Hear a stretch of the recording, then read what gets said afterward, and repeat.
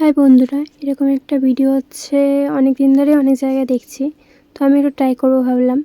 তার জন্য লাগবে হচ্ছে এরকম একটা পেপার, আর তার সাথে এরকম একটা ছুরি লাগবে, এরকম একটা গোটা পেঁয়াজ, যেটা হচ্ছে আমি ভয় ভয় নিয়ে এসেছি রান্নাঘর থেকে, মানে মায়ের ভয়, যাতে মা দেখে না নেয়। আর তার সাথে লাগবে হচ্ছে এরকম কিছু কালার, জিনিসটাকে হচ্ছে করার জন্যে। তো চলুন করা যাক।